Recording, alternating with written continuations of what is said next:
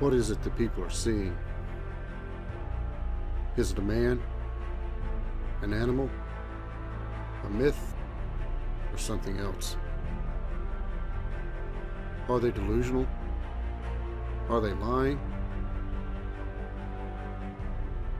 Some are pastors.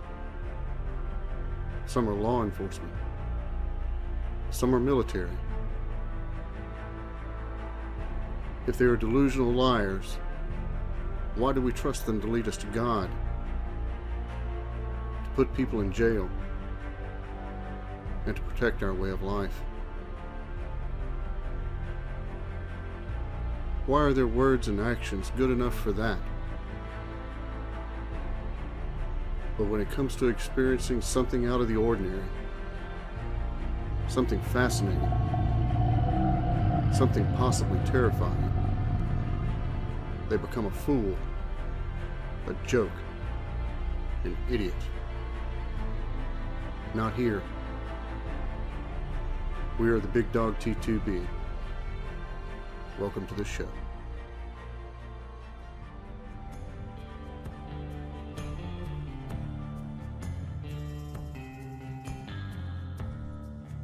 Hello everyone, my name is Jack, and welcome to the Big Dog T2B.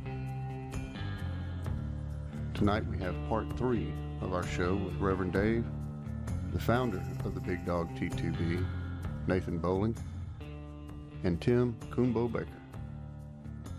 You're going to hear a couple references later on in the show, and we just wanted to clarify what that specific information is that we're going to talk about a little bit later. In this show, we reference the Triceratops. The Triceratops existed during the Cretaceous period, between roughly 66 and 83 million years ago. We also reference Neanderthal with respect to the size of the cranial vault, or size of the brain.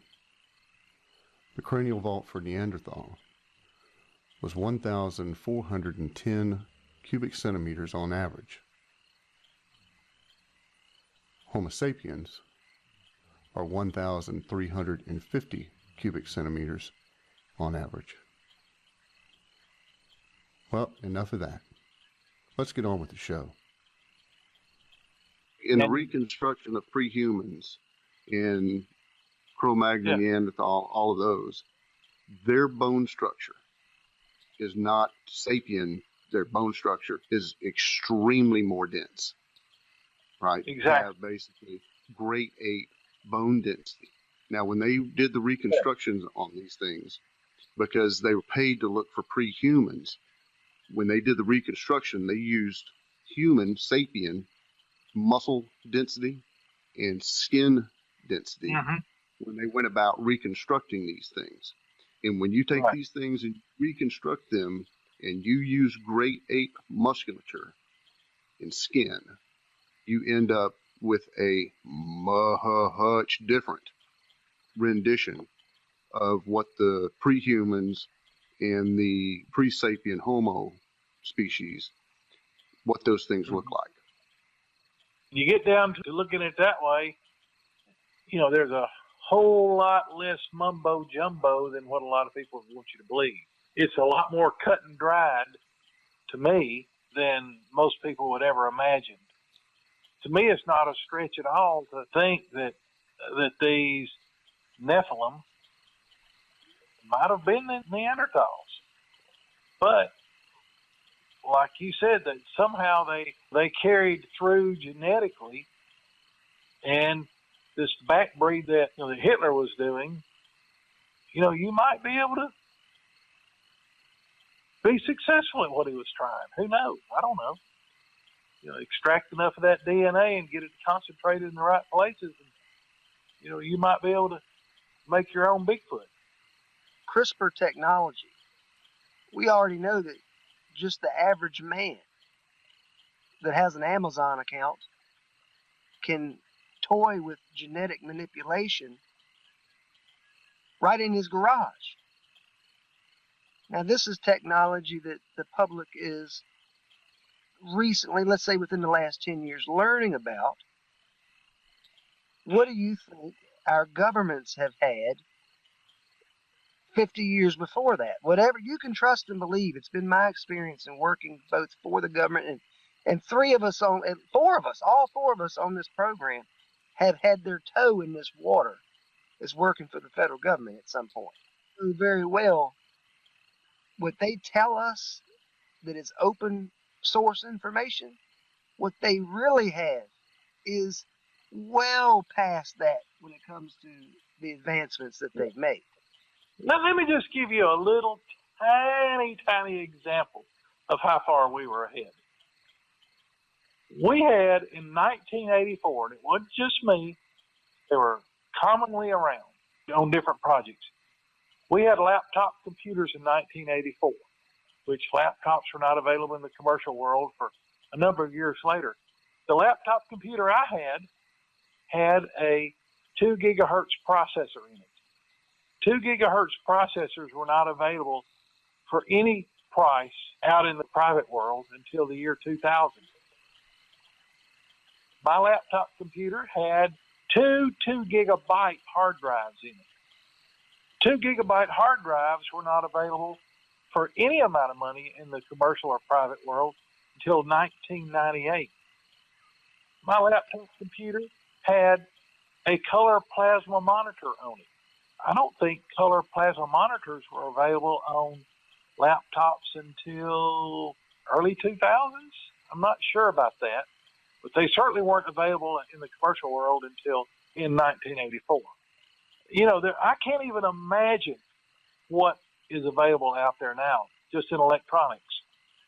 Also, I'd take this for an absolute fact that in the late 80s when the Soviet Union fell, we sent a lot of people into the former Soviet republics gleaning information on lots of different things. I personally know some people, one guy in particular, who was sent into a couple of the former Soviet states gleaning genetic engineering information. He had been gone a number of months and he was back in the U.S. and we had a chance to get together and talk. I asked him, I said, did you find anything? He says, oh, yeah. And I says, what'd you find? He said, you ever see the movie The Island of Dr. Moreau? I said, well, yeah, I saw the old one made back in the 60s or whatever. He says, okay, you know what I'm talking about. And I said, yeah. He says, well, let me tell you. And his exact words were, that ain't shit compared to what he saw.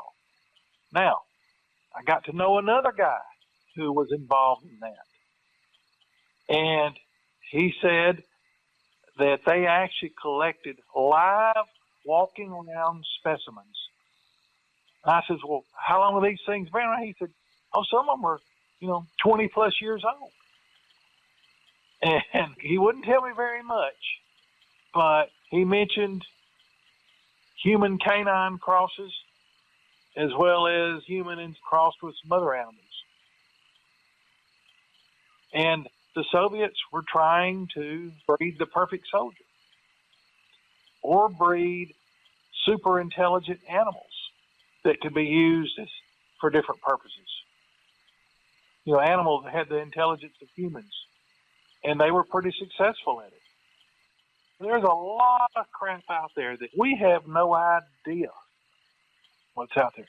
I can tell you this, we by law cannot do that type of research in this country, but there is a lot of money going out of this country overseas into one area in particular where there's enough loopholes in the local laws where they can continue that research. All those type of things are outsourced now just so that, people like you and me, from knowing about it, it's outsourced. So we have a nice, quiet, compliant society. So, yeah, I agree 100% with Coonbo. And I have actually got a guy that works for me, confirms what Coonbo is saying, bears witness with it 100%. I got the bail, fellas. I've enjoyed it, but I got to be up at 2:30. I got to be at work at 4:30. I enjoyed it. Have a good night, Nate. You too, Coonbo. Hey, Sleep fast. I'm gonna have to sleep fast. See y'all.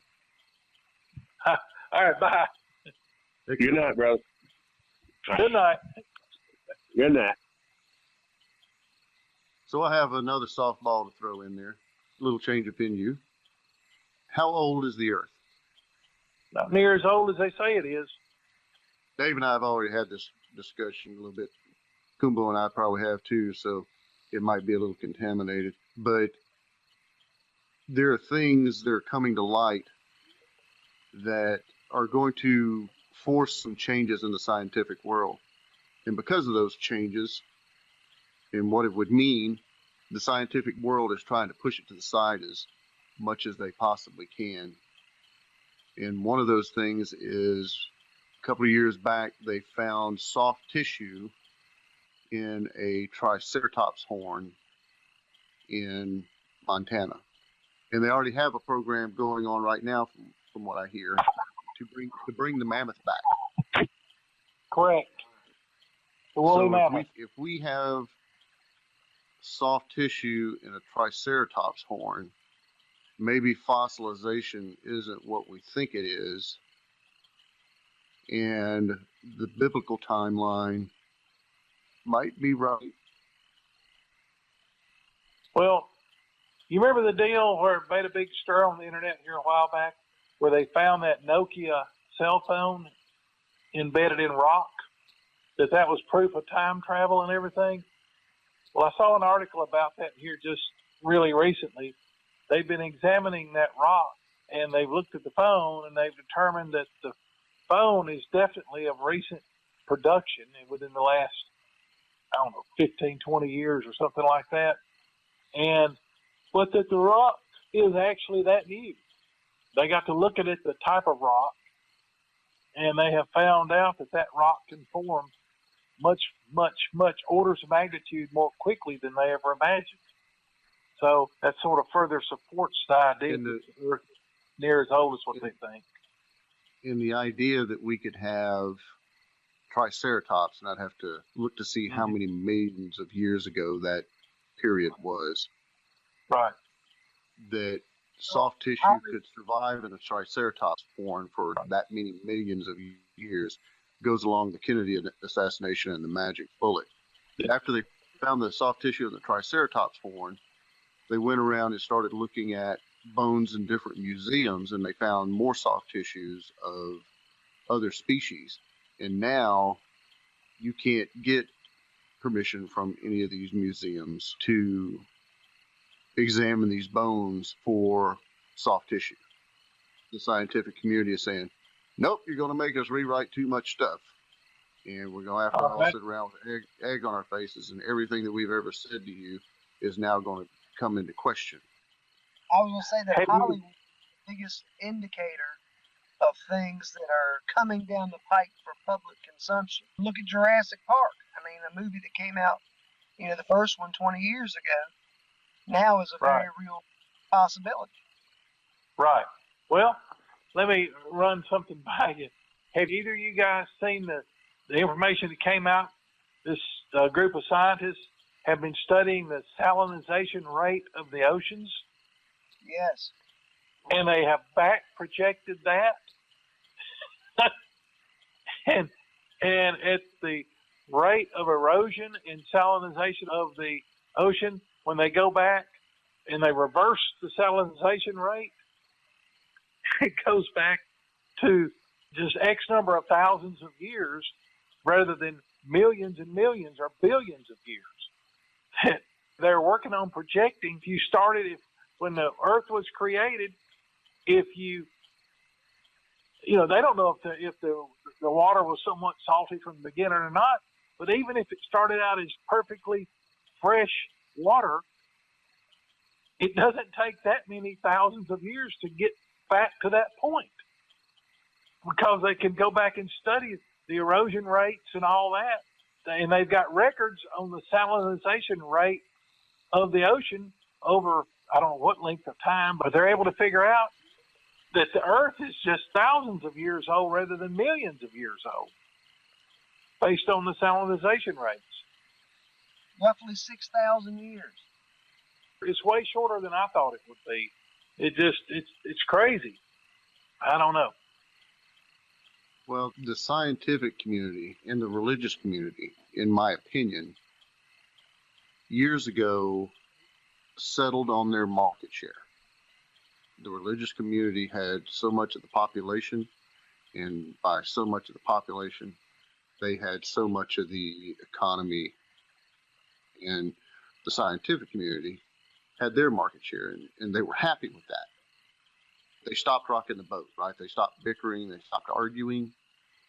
They basically said, hey, we can find some common ground, and the difference in there is religion, faith, belief without the burden of proof, empirical evidence, is a much different thing and is very malleable, where the scientific community is based in math and known values and what they consider to be known values and repeatable processes.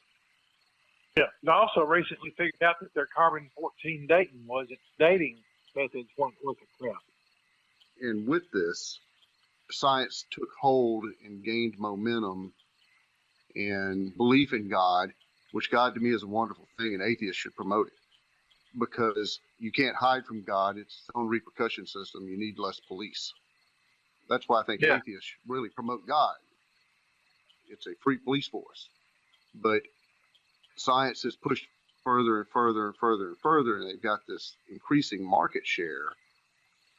And if they're forced to admit that their inch isn't an inch, their pound isn't a pound, their basic frames of reference, if they're forced to come forward and say that, then their market, their economy collapses. And if you take that in the worst case scenario of the pendulum swing, because it's not going to come back to zero, it's going to have momentum and it's going to swing way off of zero in the other direction. There are religions out there that are pretty fanatical. And if you start to come in line with the Old Testament that is shared by most religions on the planet, the Old Testament God wasn't a nice guy. He told people to do not nice things. And if we swing back into there, is that where you go back to? That takes us to a place, Jack, to where you say that the God of the Old Testament, he told people to do bad things. You can find all kinds of instances. I'm sure you're referring to him. Let me put it a different way. Not bad. Let's say not nice. I get what you're saying, but he was informing them to slaughter whole societies and kingdoms and things of that nature. Every man, woman, child, and beast of the field. And why was that? Because of that second outbreak. He was not eradicating the human species, but the reanimation, if you will, of that initial thing was getting put out of existence. There's much thought that the Canaanites, the Jebusites, the Hittites, all these other ites were Nephilim tribes, and that's why God was so specific. And when he told, like King Saul, for example, he said, you do not spare them at all. No kids, no women. You put everything, even the animals, you put it to the sword, because it's just much like cancer. If you let any cells go without killing them, they metastasize, and you'll be dealing with this problem again, which is exactly what Jesus told us in the New Testament. He said, as it was in the days of Noah, so shall it be in the coming of the Son of Man. Genetic manipulation all over again. And so here we are, in my view. What I'm saying is that what if we go back to that same thing? You've got some fanatics out there. Let's say God's not talking to them. They just have an agenda. And you take whatever form, like Hitler had an agenda, and he focused everything at Jews, and it wasn't really a religious thing for him, but it would be the same process, the same motivators. if we swing so far away from science because it becomes just absolutely untrusted and collapses, does the pendulum swing past that over back into the Old Testament? It's a huge population, which means we have a larger, absolutely bat guano crazy people in the world. Does it swing into, because science collapsed and the Old Testament is real, we're going back to Old Testament forms and whatever group we don't like, or we can focus our anger on, that we go out and treat them the same way as was it Solomon. If we keep going backwards and everything, and like I said, we swing over back into this Old Testament times, oh boy, that's when you really are going to see the Armageddon and all of that. That's what I mean. And you are going to see. I was getting to. And when you talk about the percentage of people that have this Neanderthal or possible Nephilim genetics in them, it might be those people that the third of the population that are, well, eventually 2/3 of the population of the world that eventually get wiped out. I don't know. Only speculate. That no matter that the wisdom of man will never figure all this out, but it'll all be revealed in the end. So I don't know. But you were talking about things that sort of mark you. There are some things that myself and another very close researcher friend of mine have been studying for years, and I'm not going to talk about it on this show at all.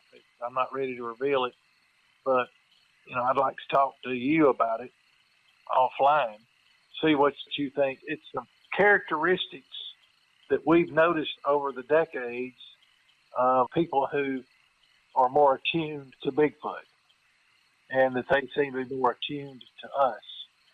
Jack will give you my phone number. If you text me, just let me know it's you. I'll save your information. I can talk to you anytime you like, Coonbo. Yeah, that sounds good. Let me ask you one. Yeah. Do you find that people who routinely are able to interact or see or experience these things have the ability to absorb and retain lots of information? Yeah, I would say so. Yes, absolutely.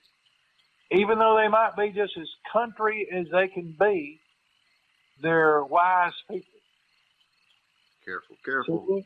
What you're insinuating with these things is that at least the two of you may be carrying Nephilim DNA. Well, I had a doctor tell me, no kidding, to be perfectly gross, I fart a huge amount.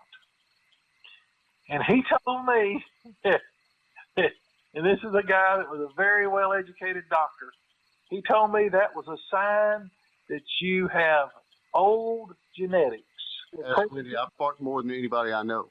My daughter, my youngest daughter, farts as much as I do. Well, that's my daughter. My daughter's that way. And he told me that is a sign that your digestive system is still more attuned to a carnivorous diet than a vegetable diet. That your digestive system does not process legumes and a lot of vegetables as easy as more advanced digestive systems. That's what he told me. He said that doesn't make you a caveman and has nothing to do with intelligence. Well, yes and no. Because that's another thing about Neanderthal is standard measurement for intelligence is that cranial vault compared to body mass.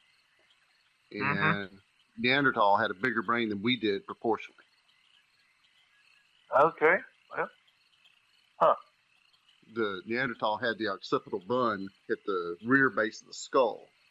I forget how many cc's larger the Neanderthal brain was than ours compared to body size. We don't know how much of that brain it could access. Human beings only access about 13% on the top end of their brain capability. Right.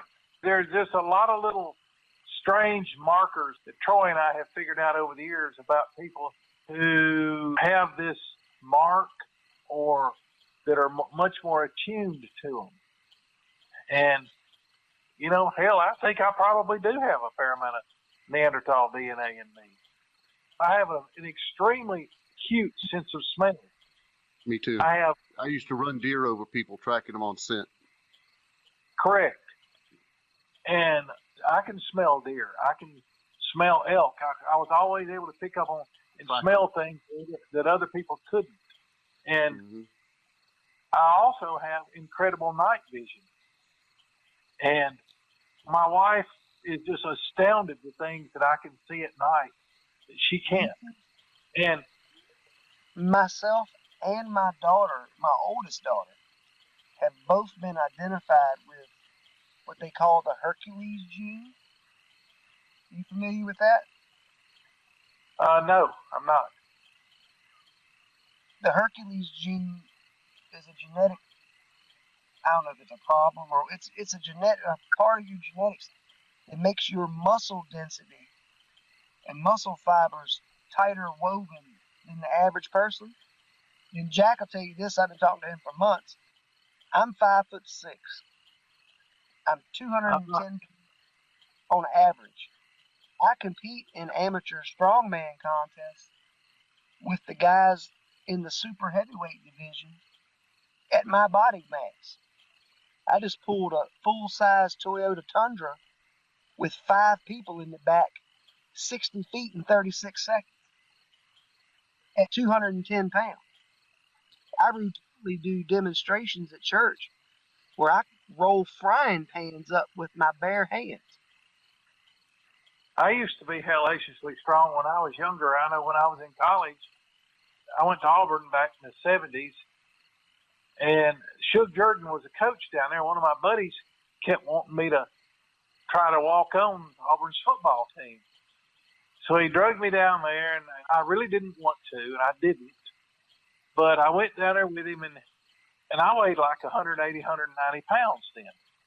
I was 6 foot tall. And they wanted me to go down there and lift a bunch of weights. I was astounded. I lifted, or I pulled 1,190 something pounds. I weighed like 185, 190 pounds myself. Well, as you can tell, during the course of this show, the audio started to deteriorate. And at this point, the audio pretty much became unusable. I just couldn't fix it. This was due to the fact that we were approximately 3 hours into the show, and we were all getting pretty tired. We didn't finish up the show until about 2 o'clock in the morning. We hope that you enjoyed the portion of the show that we were able to salvage. As always, please remember, if you decide to step off the pavement, if you decide to step off the trail and get back into places where people normally don't go, you need to be mentally, physically, and emotionally prepared for what you may encounter. Take care. God bless. We love you. And until next time, have a great day.